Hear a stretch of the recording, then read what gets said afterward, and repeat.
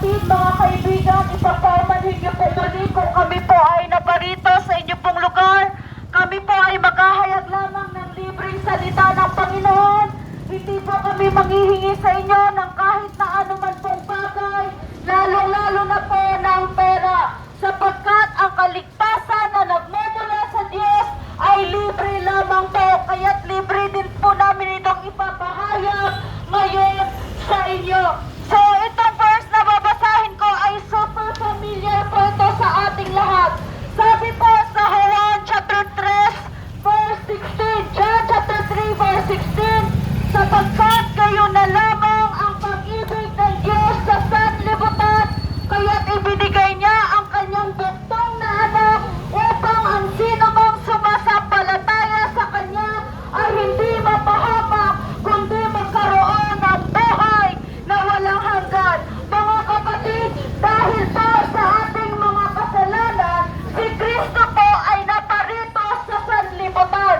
Tayo po ay nahiwalay sa Diyos dahil sa ating mga kasalanan. Sabi po sa Roma chapter 6 verse 23, ang kabayaran ng kasalanan ay ang kamatayan. Noong nagkasala po tayo sa Diyos, nahiwalay tayo sa Diyos. At dahil po sa ating kasalanan, tayo dapat po ang parusahan ng Diyos. Tayo dapat ang bubugin, tayo dapat ang parusahan, dapat tayo yung ipako sa krus. Pero hindi yun ipinahintulot ng Diyos Ama dahil mahal niya tayo. Kaya nga, gayon na lang ang pag-ibig ng Diyos sa atin. Anong ginawa ng Diyos Ama? Ibinigay ng Diyos Ama ang Panginoong Hesukristo para magdusa ng ating mga kasalanan. Marami sa atin nakakalimot na sa Panginoon, pero alam niyo po mga kapatid, mga kaibigan, kung tayo po ay hiwalay sa Diyos, wala po tayo magagawa. Kaya nga ngayon po, sabi ng Panginoon, anong balik ka na sa akin, anak? Ikaw ang dahilan, ako ang dahilan kung bakit napako ang Panginoong Hesukristo 2,000 years ago sa krus ng Kalbaryo. Dahil tayo po ay nagkasala. Sabi noon, ang sino mang sumasampalataya, tumanggap, naniwala sa Panginoong Hesukristo ay hindi po mapapahamak. Ibig sabihin, yung mga hindi sumasampalataya sa Panginoong Hesukristo ay mapapahamak. Pero yung mga sasampalataya po ay hindi mapapahamak. At hindi lang po yun, ang mga sasampalataya sa Panginoong Hesukristo ay magkakaroon ng buhay na walang hanggan sa hinaharap. Alam niyo po mga kapatid, tandaan natin na kapag namatay tayo sa mundong ito, hindi lang po hanggang doon ang buhay natin. Sabi po sa Hebreo chapter 9 verse 27, sapagkat itinakda ng Diyos na minsan lamang mamatay ang isang tao at pagkatapos nun ay ang paghuhukom. Ibig sabihin po, pagkatapos ng kamatayan natin sa mundong ito, tayo po ay haharap sa Diyos. Tayo ay hahatulan ng Diyos ayon sa ating mga ginagawa habang nabubuhay pa tayo sa mundong ito. Sabi po sa mga Ngaral, chapter 12, verse 14, hayag man o lihim, lahat ng ginagawa natin sa mundong ito, mabuti man yan o masama, lahat yan ipagsusulit natin sa Panginoon.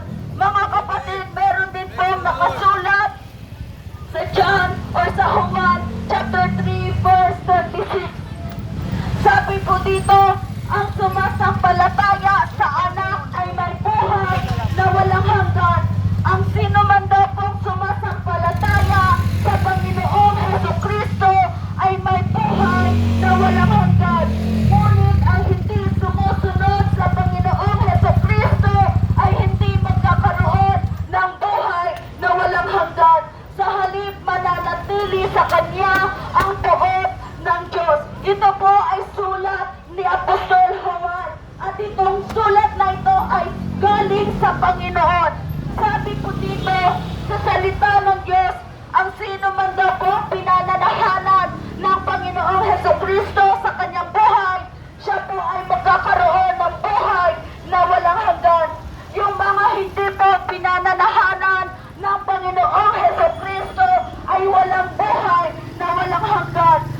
dito sa halip ang buot ng Diyos ay nasa Kanya. Pumili po tayo mga kapatid. Papayag po ba tayo na ang buot ng Diyos ay mananatili sa atin? Kaya nga ngayon po sabi sa unang Juan chapter 1 verse 9, kung ipapahayag ng iyong mga labi na ikaw ay nagkasala sa Diyos, ang Diyos ay tapat at matuwid at patatawarin niya tayo sa ating mga kasalanan. Mga kapatid, mga kaibigan, kung inyo pong i-reject ngayon ng Panginoon, pagdating ng araw, i-reject din po tayo ng Panginoon. Kung hindi po natin tatanggapin ng Diyos sa buhay natin ngayon, pagdating ng araw sa pagharap natin sa Panginoon, hindi rin po tayo tatanggapin ng Diyos sa Kanyang kaharian. Kaya nga po kami nangangaral ngayon, hindi po namin ito mga salita. Ito po ay salita ng Panginoon at pinapaalala sa atin ng Diyos na kung tayo ay hiwalay sa Kanya at kung tayo ay hindi maglilingkod sa Diyos, hindi po tayo magkakaroon ng kaligtasan sa ating mga kaluluwa.